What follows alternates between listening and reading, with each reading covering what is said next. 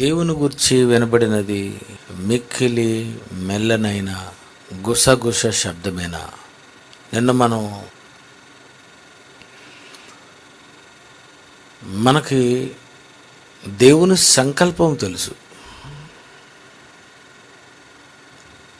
దేవుని గురించి పూర్తిగా తెలియదు. యేసు కొరకు మనకు తెలుసు, కానీ దేవుడు ఎంత శక్తిమంతుడో, ఆయనకి ఎంత పవర్ ఉందో,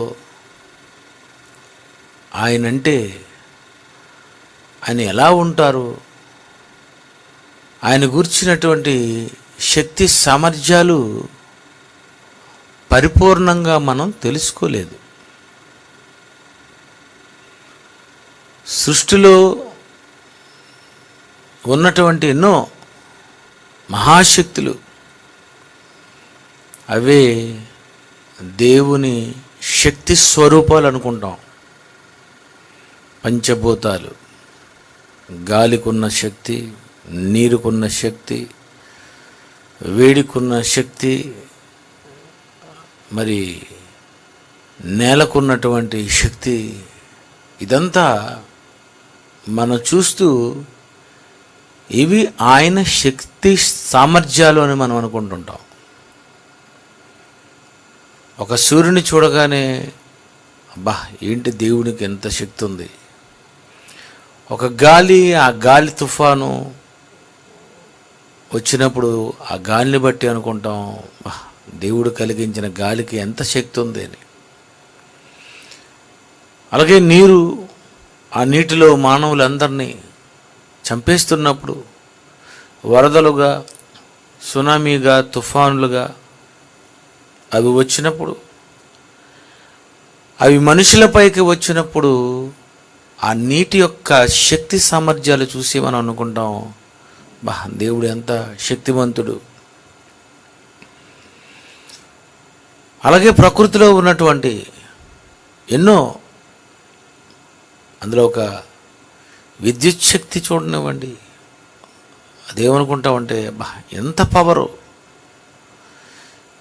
ఈ మహాశక్తి, ఇంత పవరు దేవుడు ఈ సృష్టిలో పుట్టించాడంటే ఆయనకి ఎంత పవర్ ఉందో అని మనం దేవుని గురించి ఆలోచిస్తుంటే, వీటన్నిటినీ చూసి ఈ పవరే, ఈ శక్తే గొప్పది అని మనం అనుకుంటూ ఉంటాం. పిల్లరా, లోకం వీటిని చూసే ఇదే శక్తి దేవునిది, ఇది చాలా గొప్ప శక్తి, ఇవి మహాశక్తులు అని మనం అంటుంటాం. కానీ మనమన్నది దేవుడు అనలేదు. మనం అనుకుంటున్నది దేవుడు ఒక్క మాటతో కొట్టిపడేశాడు. అదే నేను చదివాం యోబు గ్రంథము 26వ అధ్యాయము 14వ వచనంలో.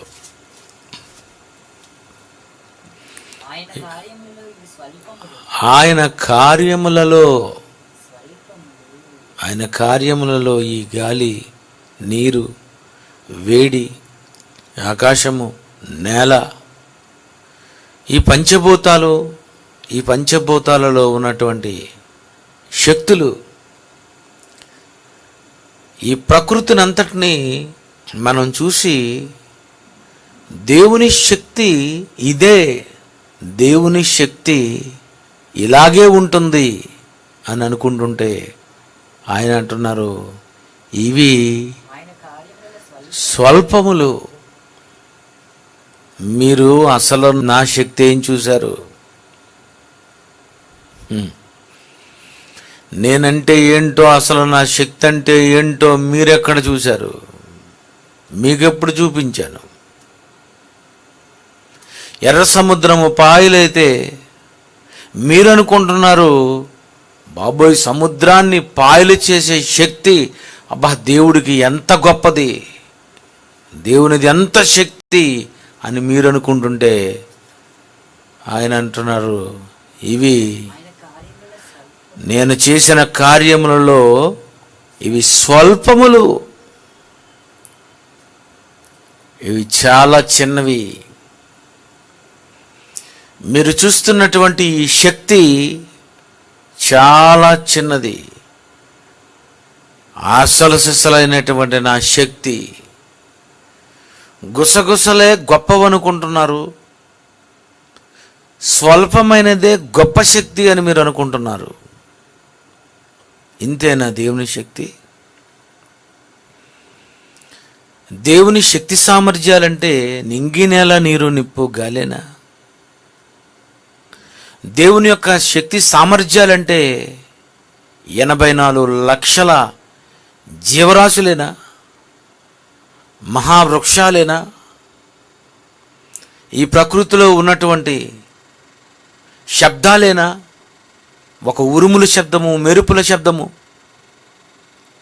ఇవన్నీ మానవుడు చూసి అనుకుంటున్నాడు ఇవి దేవుని మహాశక్తి అని మనం అనుకుంటున్నాం. ఆయన అంటున్నారు ఇవి ఆయన కార్యములలో స్వల్పములు. అంటే అసలు సిసలైనటువంటి శక్తి ఎలా ఉంటుంది? నిజంగా ఆయన ఒకవేళ ఆయన శక్తి సామర్థ్యాలు చూపిస్తే మానవుడు అసలు తట్టుకోగలడా? చిన్న గాలి ఆ శక్తికి, ఆ మహా పెనుగాలికి మానవుడు భయపడిపోయి 200 కిలోమీటర్లు, 250 కిలోమీటర్లు, 300 కిలోమీటర్లు, 400 కిలోమీటర్లు, అబ్బాబ్బాబ్బాబ్బా గాలి వేగం పెంచేసరికి మానవుడు తట్టుకోలేకపోతున్నాడు. 200, 300, 350 గాలి వేగానికి మానవుడు తట్టుకోలేక అయ్యబాబో దేవుడు అంటున్నాడు. ఈ ప్రకృతిలో రీసెంట్గా ఆ కరోనా రాగానే అయ్యబాబోయ్ తెగులు, ఆ తెగులు నువ్వు అనుకుంటున్నావు బాబోయ్ భయంకరమైనటువంటి తెగులు, గొప్ప తెగులు అనుకుంటున్నావు నువ్వు. ఆయన అంటున్నారు ఫరో దగ్గర చూపించినటువంటి ఆ 10 అవి మీరేవో పెద్ద గొప్పవి అనుకుంటున్నారు కదా మీరు. ఇవి ఆయన కార్యములలో స్వల్పములు. ఆయన శక్తి నువ్వెక్కడ చూసావు? చిన్నదే చూసావు. నీ దగ్గర చూపించినవని చాలా చిన్నవి, కానీ నీకవి పెద్దవి. ఆయనకి స్వల్పములు. ప్రియులారా, ఈ భూమి మీద ఉన్నటువంటి అగ్ని, ఈ అగ్నిని చూస్తే ఎన్నో మరి ఎకరాల ఎడార్లు, మరి అనేకమైనటువంటి మరి ఎన్నో చెట్లతో ఉన్నటువంటి అరణ్యాలు తగలబడిపోతుండేటప్పుడు బాబోయ్ ఏటిది అనిపిస్తుంది. లావా రోడ్డు మీదకి వచ్చింది అనుకోండి, ఇంకా భయపడిపోతాం, ఇలా ఉందేటని. ప్రియులారా, ఇవి స్వల్పములు. సొదొమ గొమొర్రా మీద కురిపించినటువంటి అగ్నిగంధకాలు, ఆ రోజు కురిసినటువంటి అగ్నిగంధకాలకు సొదొమ గొమొర్రా పట్టణాలలోని మరి మొలకలు కలిగినటువంటి ఈ నేల కూడా మొలవకుండా నేటికి కూడానండి అది భయంకరమైనటువంటి నేలగా ఉంది. అక్కడ మొక్క కూడా మొలవదట. అలాంటి సొదొమ గొమొర్రా మీదకి పంపించినటువంటి అవి మీరేమనుకుంటున్నారంటే దేవుడి దగ్గర ఎంత శక్తి ఉంది, అయ్య బాబు ఏటావు అసలు అవి అని మనం ఆశ్చర్యపోతుంటాం. అవే గొప్పగా చెప్పుకుంటాం. పైనుండి అగ్నిగంధకాలు కురుస్తుంటే ఆ రోజు చూసినటువంటి ఆనాటి ప్రజలకు ఏమనుకుంటారంటే దేవుని శక్తి ముందు మనం నిలబడలేము. ఆయన అగ్నిగంధకాలు కానీ కురిపించాడు అంటే ఆ శక్తికి మనం మాడిపోతాం. ఇది ఖచ్చితంగా ఇది దేవుని శక్తే అనుకుంటే ఆయన అంటున్నారు అది పరిపూర్ణమైన శక్తి కాదు, అది స్వల్పములు. ఇవి ఆయన కార్యములలో స్వల్పములు, అవి స్వల్పములట. ఇంకా అగ్నిగంధకాలు కురిపిస్తే ఎలా ఉంటుంది? ఈ భూమంతటని పంచభూతములు మిక్కటమైన వేండ్రముతో సూర్యుడు, చంద్రుడు, నక్షత్రాలు, గ్రహాలు, ఉపగ్రహాలు, ఆస్ట్రాయిడ్స్ ఇవన్నీ కూడా, ఈ ఆకాశం అంతా కూడా అగ్ని మరి గంధకాలు భయంకరమైనటువంటి మంటలతో పేలి పేలి పేలి పేలి కరిగిపోతుంటే, మొత్తం ఆకాశములు రగులుకుంటే యావత్తు ప్రపంచం అనుకుంటుంది బాబోయ్ అని. ఆయన అంటున్నాడు ఇవి స్వల్పములు. అంటే దేవుని శక్తి ఇంకెలా ఉంటుంది? ఈ ఆకాశం అంతా రగులుకొని తగలబడిపోతుంటేనే ఇవి చాలా స్వల్పములు. ఏం చూసావు నువ్వు? ఇక్కడ అగ్ని, ఇక్కడ కాలిపోతున్నటువంటిది, ఇది మంటలు. ఏం చూసావు నువ్వు? ఇది చాలా చిన్నది, నీకు చూపించాను. అగ్గిపుల్లతో ఇలా వెలిగించి మనం పట్టుకున్నప్పుడు ఏమనుకుంటాం? చిన్న మంట. గ్యాస్ స్టవ్ వెలిగించినప్పుడు పెద్ద మంట. ఆ తర్వాత కర్రలు ముట్టిస్తే అది ఇంకా పెద్ద మంట. ఇల్లులు తగలబడిపోతుంటే అది ఇంకా పెద్ద మంట. ఊర్లు కాలిపోతుంటే అది ఇంకా పెద్ద మంట. అరణ్యాలే తగలబడిపోతుంటే బాబోయ్ అంటారు. ఆయనకి ఎలా ఉంటుందంటే అగ్గి పుల్ల గీసినట్టు ఉంటుంది. జస్ట్ నా దృష్టిలో స్వల్పములు. ప్రిల్లరా, దేవుని శక్తి ఎవరు చూశారు? దేవునికి ఎంత శక్తి ఉందో ఆయన నీకు పరిపూర్ణంగా ఆయన వివరించాడా, చెప్పాడా? అంత మహాశక్తివంతుడైనటువంటి దేవుడు ఆయన్ని ఈరోజు సరిగ్గా సమాజం అర్థం చేసుకోలేకపోయింది. దేవుడంటే ఎంత గొప్పవాడో, ఎంత శక్తి సామర్థ్యాలు కలిగినటువంటి వాడు. ఒకవేళ ఆయన దగ్గరికి వెళ్ళి ఆయన దగ్గర మనం డైరెక్ట్గా చూస్తే మనం ఆశ్చర్యపోతాం అన్నమాట. నిజమండి, ఇవి స్వల్పములు అన్నాడు. నేను కలిగించినటువంటి ఈ లోకము చాలా చిన్నది. ఇంత పెద్ద ఆకాశముతో కూడినటువంటి, ఇన్ని గ్రహాలతో కూడినటువంటి ఈ లోకము చిన్నదా? స్వల్పములు. ఆయన చేసిన ఈ లోకమే స్వల్పమైతే పరలోకం ఎలా ఉంటుంది? పరలోకం స్వల్పమైనది చూసి లోకము చాలా పెద్దదనుకుంటే పరలోకం అసలు ఎలా చేసి ఉంటాడో ఒక్కసారి మీరు ఆలోచించండి. అది ఎంత గొప్ప లోకమో, అది ఎంత పెద్ద లోకమో. దేవుడు ఈ సృష్టిని గురించి ఆయన అంటున్నాడు, ఈ సృష్టిలో ఉన్నవన్నీ నా అదృశ్య లక్షణాలు. ఒరిజినల్ చూడలేదు నువ్వు, ఒరిజినల్ మీరు ఇంకా చూడలేదు. చూసారా మీరు? ఏం చూసారండి మీరు?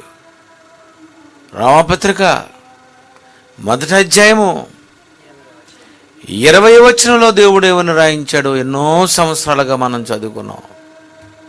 ఆయన అంటున్నారు, ఆయన అదృశ్య లక్షణములు అనగా అదృశ్య లక్షణములు. ఇవి అదృశ్య లక్షణములు. నిత్యశక్తి, దేవత్వము, జగదుత్పత్తి మొదలుకొని సృష్టింపబడిన వస్తువులను నువ్వు ఆలోచించు. ఇది అదృశ్యమైనది. దృశ్యమైనది ఎలా ఉంటది? అదృశ్యమైనదే ఇలా ఉంటే దృశ్యమైనది ఎలా ఉంటది? ఆలోచించండి. అదృశ్య లక్షణములు కనిపించని లక్షణాలు ఇవి. కనిపించే లక్షణం చూస్తావా? స్వర్గంలోకి వచ్చిన తర్వాత చూస్తావు నన్ను?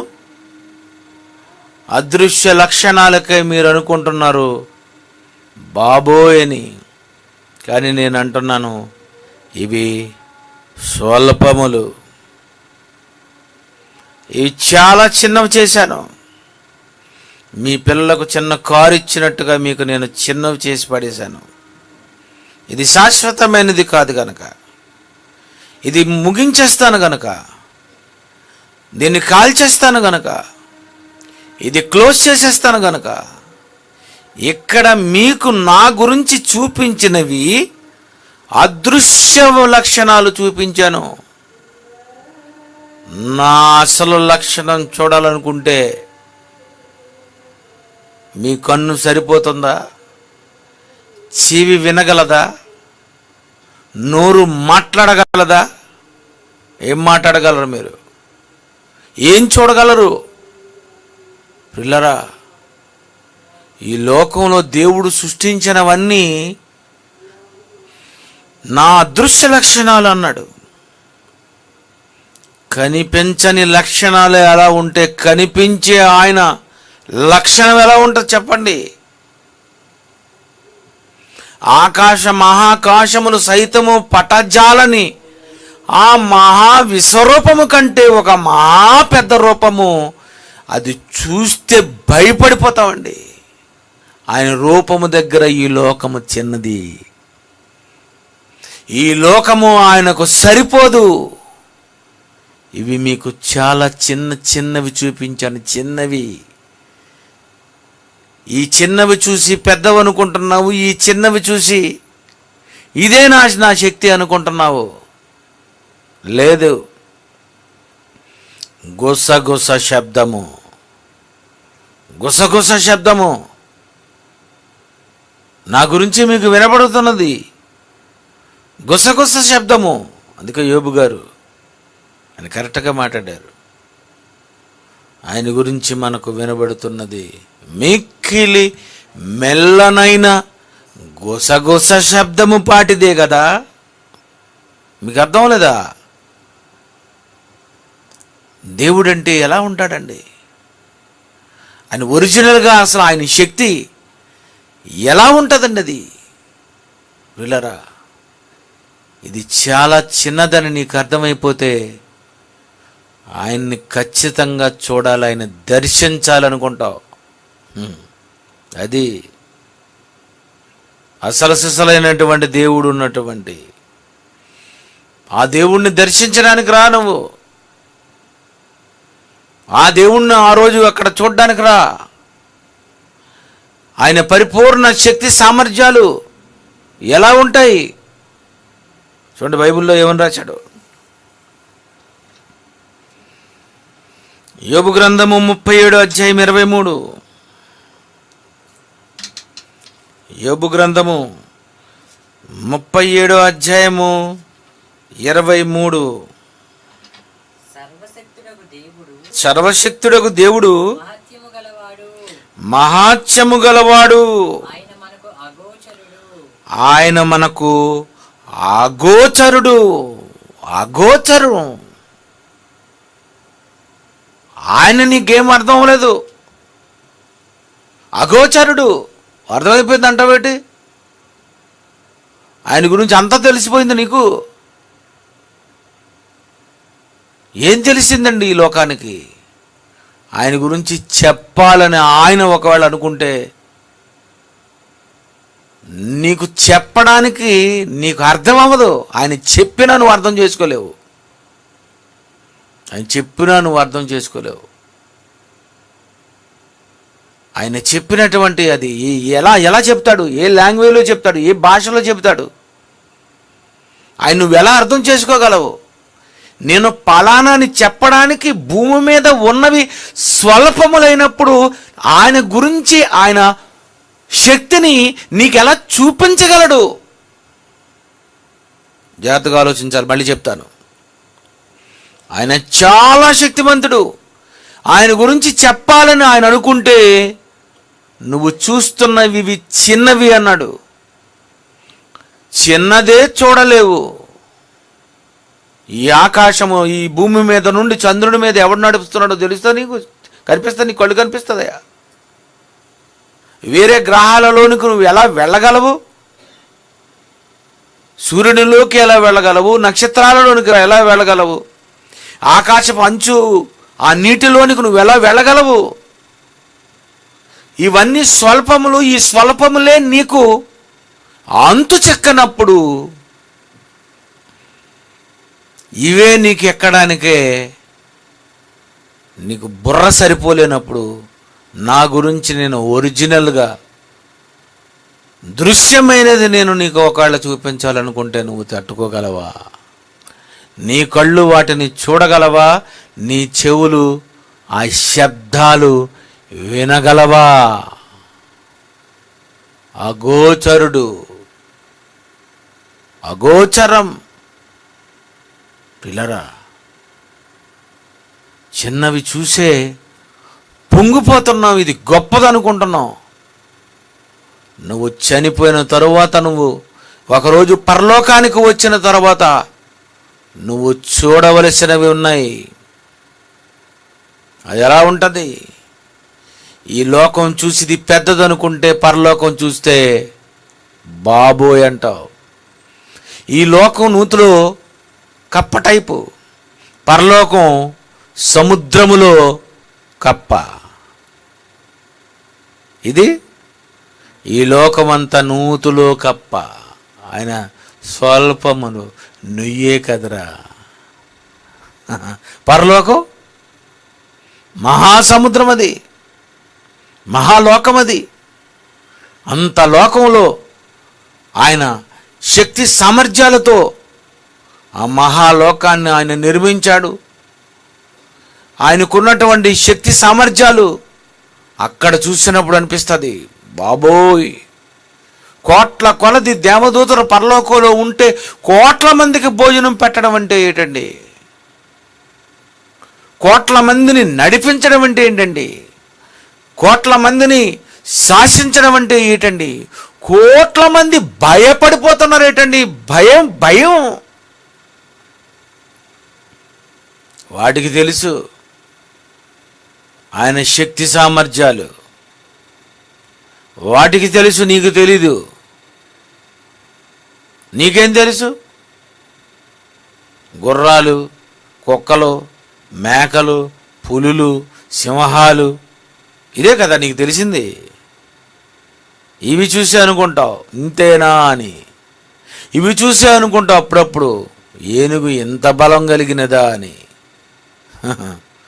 కానీ ఆ లోకం ఎలాంటి లోకం అండి? ఆయన ఎంత బ్రహ్మాండమైనటువంటి శక్తి సామర్థ్యాలు కలిగినటువంటి దేవుడండి. అలాంటి ఆయన్ని చూడడానికి రావాలనుకుంటున్నారా? అక్కడ ఆయన శక్తిని చూడాలనుకుంటున్నారా? అపరిమితమైనటువంటి మహాశక్తి ఆ లోకం అండి. చాలా బ్రహ్మాండంగా ఆయన నిర్మించాడు. ఆ లోకము దగ్గర ఈ లోకము చాలా చిన్నది, స్వల్పమైనది, చాలా చిన్న లోకము. ఈ చిన్న లోకానికే మనిషి ఆకర్షింపబడిపోయి ఈ లోకాన్ని పట్టుకొని మనిషి ఏదో సాధిద్దామని, ఏదో సంపాదిద్దామని మానవుడు చచ్చినంత వరకు ఈ లోకము మీద మోజు పోలేదండి. మోజు అంతే కదండి. ఈ లోకం మీద మనిషికి అర్థమైపోతే ఇది నీకు పెంట అని తెలిసిపోద్ది. అర్థం కాకపోతే సెంట్ అనుకుంటావు. అది అర్థమైపోతే ఇదే ఉందలే అంతే కదా. ఆ శక్తి నీకు అర్థమైపోతే ఇక్కడ ఏదైనా పోతే ఏం పోయిందిలే, చిన్నదే కదా, పోయింది అనుకుంటావు. కానీ నీకు అది ఎప్పుడు అర్థమవుతుంది? ఆయన గురించి నీకు ఏం తెలుసు? ఆయన గురించి మనం తెలుసుకోవాలంటే ఆయన అంటున్నాడు, అగోచరము, అగోచరం. యోబు గ్రంథం 26:14. ఇవి ఆయన కార్యములలో స్వల్పములు, ఆయన గురించి మనకు వినబడుచున్నది మిక్కిలి మెల్లనైన గుసగుస శబ్దము పాటిదే కదా. తర్వాత గర్జనలు చేయు మహాబలం అని అంటున్నాడు. గుసగుస విన్నావు కదా, గుసగుసే ఈ సృష్టిలో ఉన్నటువంటి శబ్దాలు. ఈ శబ్దాలన్నీ నా దృష్టిలో గుసగుసలు, చాలా చిన్న శబ్దాలు. ఉరుము శబ్దము నా దగ్గర చాలా గుసగుస లాంటిది. గుసగుసలు అంతే కదండి, గుసగుసలు దడ దడ దడ దడ దడ దడ దడ దడ దడ దడ దడ దడ దడ దడ దడ అని బాబా. అవి ఆ శబ్దాలు వస్తుంటే మనం చెవులు మూసుకుంటాం. ఆయనకి ఎలాగుంటుందట, ఎక్కడో చిన్న శబ్దం వినిపిస్తుంది చూడండి. ఉరుము శబ్దము నీకు పెద్దదైతే ఉరుము శబ్దము ఆయనకు గుసగుస, చిన్న శబ్దం. ఈ లోకంలో ఉన్న శబ్దాలు దేవుని దృష్టిలో అతనికి చిన్న శబ్దం, చిన్నది. నువ్వు 100 కిలోమీటర్లతో, 200 కిలోమీటర్లతో, 500 కిలోమీటర్లతో నువ్వు విమానంలో అని వెళ్తుంటావే, ఆయనకి ఎలాగుంటుంది? ఒరే బాబు ఎవడరా విమానం మీద వెళ్ళిపో బాబు, గోలరా బాబోయ్ గోల, ఎవడాడు ఆకాశంలో తిరుగుతున్నాడు. ఆయన చిన్న గుసగుసలు. ఎలా ఉంటాయి గుసగుసలు?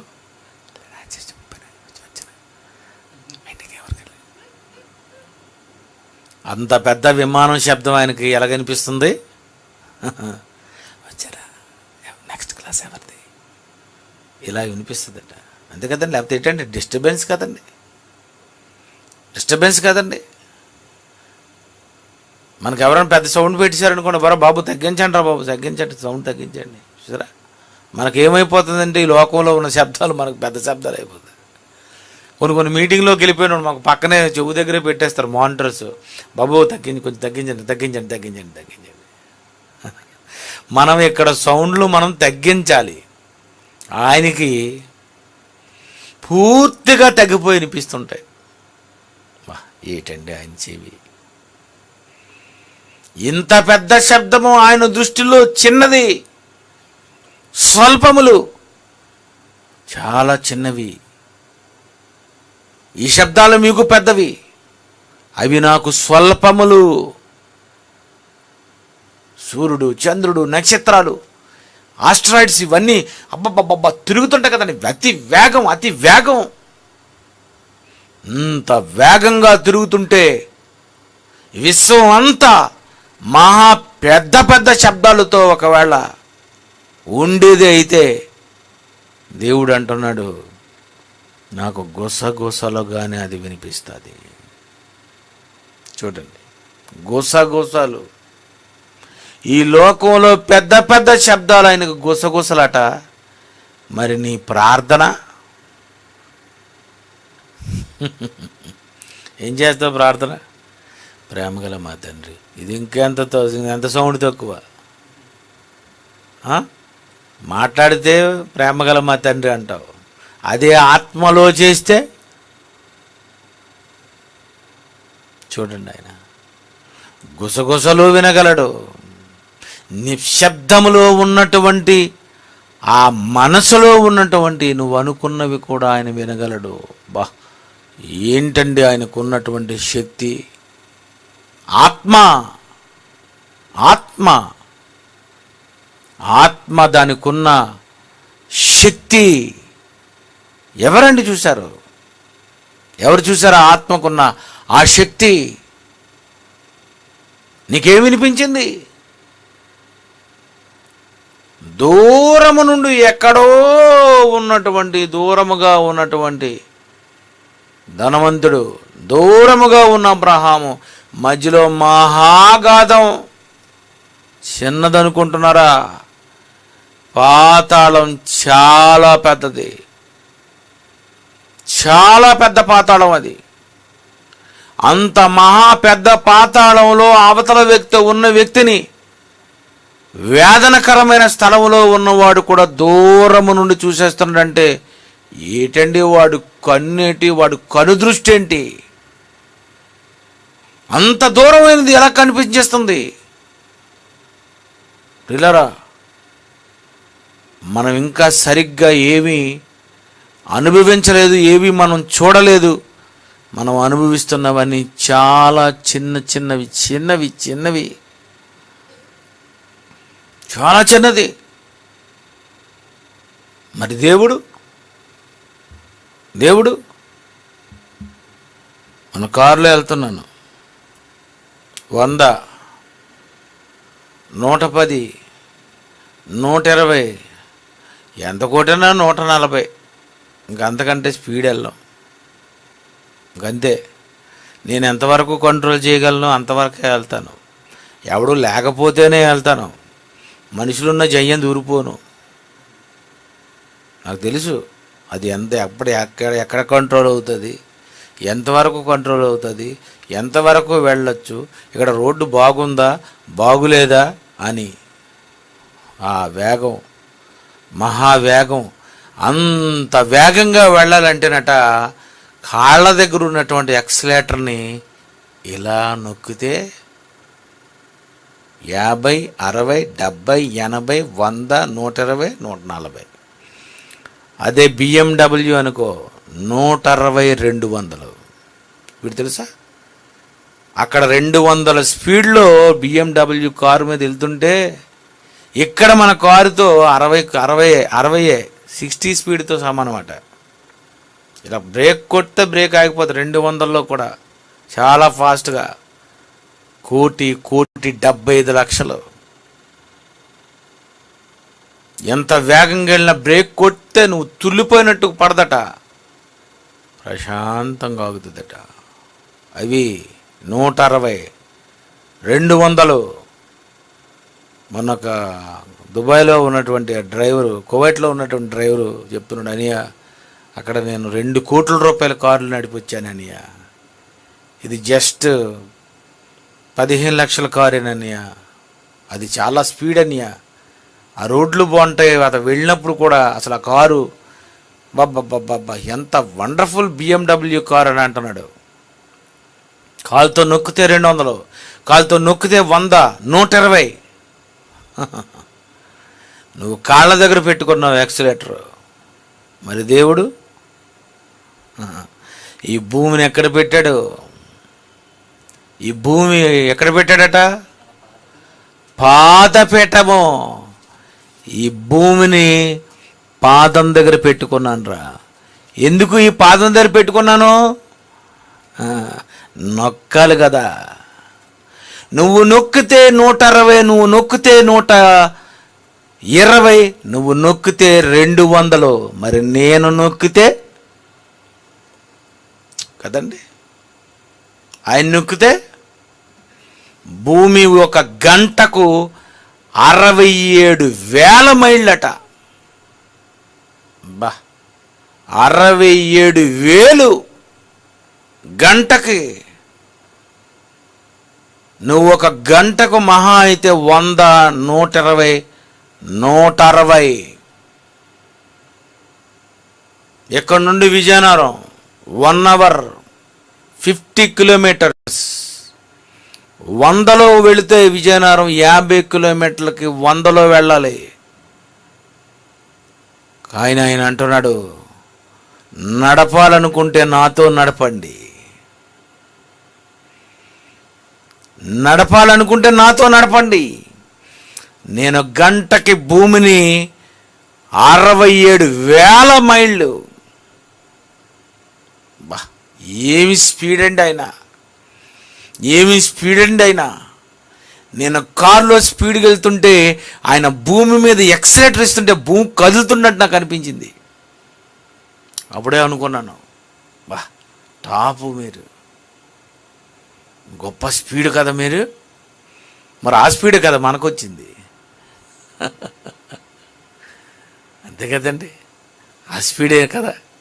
మిక్కిలి మెల్లనైన స్పీడ్.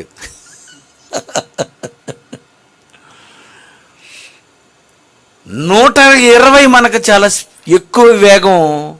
దేవుడు గంటకి 67,000 మైళ్ళ వేగం అయితే ఆయనకి ఇదేం స్పీడ్ రా, స్వల్పములు. ఆయనకట్ట ఇది స్వల్పములు. ఇంకా స్పీడ్ నేను ఇంకా ఓపెన్ చేయలేదు. నేను వేగం ఒకవేళ పెంచితే ఎలా ఉంటుంది? నేను ఇంకా పెంచలేదు. స్వల్పములు. ఇదేం డ్రైవింగ్ నాకు? నేను నడపాలనుకుంటే, నేను పరిగెత్తాలనుకుంటే దేవుని స్పీడే స్పీడ్ అండి బాబు. దేవుడి ఎంత స్పీడ్ అండి. సూర్యుడు ఒక సెకనుకు 200 కిలోమీటర్లట. సూర్యుడు స్పీడ్ ఎంత తెలుసా? సెకనుకు 200 కిలోమీటర్లు. చంద్రుడు భూమి చుట్టూ గంటకు 2288 మైళ్ళ స్పీడ్ అట. చంద్రుడు భూమి చుట్టూ తిరగడానికి. దానిని నడిపింది ఆ వేగం నాదే. భూమిని నడిపించిన వేగం నాదే. సూర్యుని నడిపించిన వేగం నాదే. ఇంత వేగంకు వెళ్తున్నానంటే నువ్వు నడిపే వేగం ఎంత, నా వేగం ఎంత? నా వేగం నా దృష్టిలో మిక్కిలి స్వల్పములు.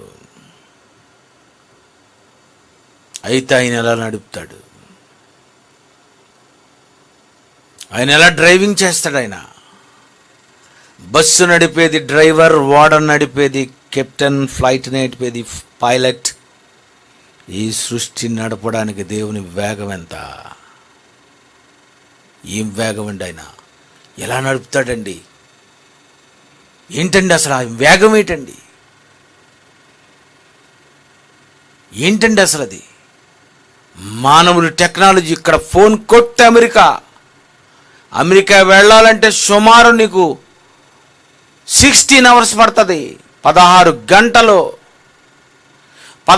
గంటలు ప్రయాణం చేయవలసినటువంటి నువ్వు వితిన్ సెకండ్స్లో అమెరికాలో ఉన్నటువంటి వాడితో నువ్వు మాట్లాడుతున్నావు అంటే, అబ్బాయి నీకెంత వేగం ఉందా? నీ దగ్గర ఎంత టెక్నాలజీ ఉందా?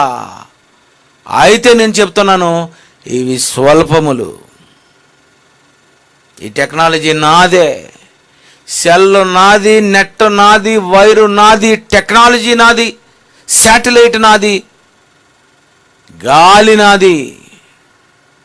ఈ ప్రయాణం చేయడానికి వాడుకుంటున్నటువంటి మెటీరియల్, మ్యాటర్, ఆకాశం ఇదంతా నాది. ఇది చాలా చిన్నది. ఎలా ఉంటాడండి ఆయన? ఆయన ఎంత వేగంగా నడుపుతాడండి ఆయన. చూడండి ఏమనుందో. యోబు గ్రంథము 37:12. యోబు గ్రంథము 37:12. ఆయన వలన నడిపింపబడినవై సూర్యుడు, చంద్రుడు, భూమి నేనే నడుపుతున్నాను. వేగంగా నడుపుతున్నాను. నువ్వు నడిపితే యాక్సిడెంట్ అవుతుంది. నేను నడిపితే అసలు యాక్సిడెంటే అవ్వదు. ఎన్ని వేల కిలోమీటర్ల వేగంతో వెళ్ళినా, ఒక సెకనుకు 200 కిలోమీటర్ల వేగంతో సూర్యుడిని నడిపినా, నా డ్రైవింగ్ ఏంటి, నా స్పీడ్ ఏంటి, నా పవర్ ఏంటి? నువ్వు నడిపితే కుదిపేస్తావు. నువ్వు డ్రైవ్ చేస్తే బ్రేకులు కొట్టేసి ముందుకొచ్చి పళ్ళు రాలిపోయి, ఇదే కదండి. నీ డ్రైవింగ్ ఎక్కడ, నా డ్రైవింగ్ ఎక్కడ? నీ స్పీడ్ ఎక్కడ, నా స్పీడ్ ఎక్కడ? నా స్పీడ్ ముందు నా స్పీడు మిక్కిలి స్వల్పములు. అస్సలు ఎలా ఉంటుంది? Next week. కళ్ళు మూసుకోండి. ప్రేమగల మా తండ్రి, మీరెంత గొప్పవారు అది మాకు చెప్పడానికి కూడా మీరు చేసిన స్వల్పములే మాకు ఎక్కువైపోయాయి. ఇది మీ పిల్లలు అర్థం చేసుకోవాలి. మీరంటే ఏంటో ఈ లోకానికి మేము చెప్పాలి. మీ గురించి మీరు రాశారు, రాయబడిన మాటలు మేము పరిశీలించగలిగేటట్లు సహాయం చేయమని యేసుక్రీస్తు పేరటి ప్రార్థనకు సమర్పిస్తున్నాం తండ్రి. ఆమేన్.